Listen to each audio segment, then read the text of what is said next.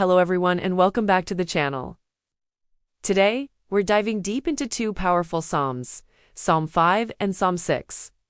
These aren't just ancient poems.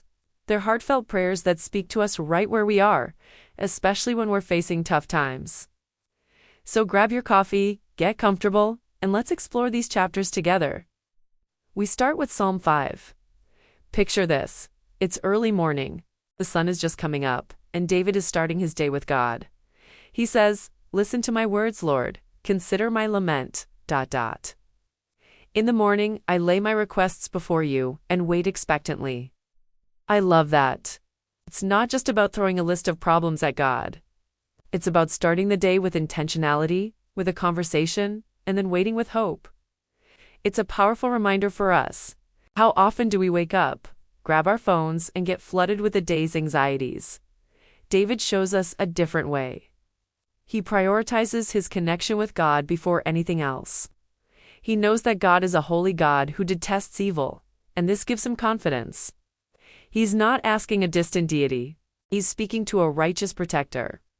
David asks God to lead him in his righteousness, to make his way straight. This isn't just about avoiding trouble. It's about actively wanting to walk in God's path. It's a prayer for guidance, for clarity in a world that can often feel crooked and confusing. He trusts that God will be a shield for those who take refuge in him. Now, let's shift gears to Psalm 6.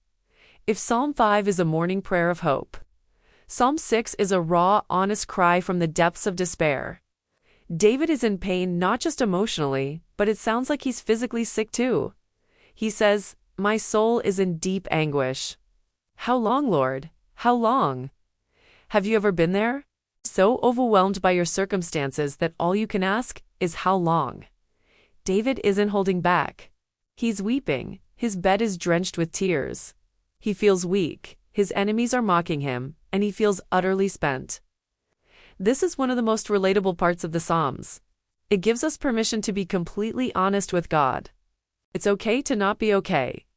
It's okay to tell God that you're hurting, that you're exhausted, that you feel like you can't go on. Your faith isn't weaker because you're struggling. In fact, bringing your honest struggle to God is an act of profound faith. You're trusting him with your most vulnerable self. Here's the amazing turn in Psalm 6.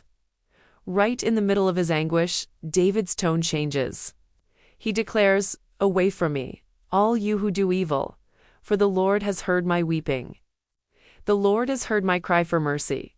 The Lord accepts my prayer. What happened? It's a shift from petition to proclamation. It's a moment of faith breaking through the clouds of despair. He doesn't say when God will answer or how, but he becomes certain that he has been heard. This is the turning point. He's not out of the woods yet, but he has the assurance that God is with him and has accepted his prayer. His confidence is restored, not because the situation has changed, but because his focus has shifted back to the character of God. He knows that God is a God who hears, who cares, and who acts. So what can we take from these two Psalms?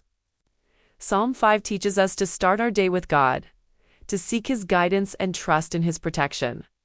It sets a foundation of hope and righteousness for our day. And Psalm 6 gives us the freedom to be brutally honest with God in our darkest moments, to pour out our hearts and know that he hears our weeping. It shows us that even in the pit of despair, faith can rise up and declare God's faithfulness. Together, they paint a beautiful picture of a real relationship with God, one that has moments of quiet morning devotion and moments of loud, tear-filled cries. Both are acts of worship, and both draw us closer to him. Whatever you're facing today, I hope these Psalms encourage you. Thanks so much for joining me today. If this resonated with you, hit that like button and consider subscribing for more content like this. Drop a comment below and let me know which Psalm speaks to you the most. See you in the next video.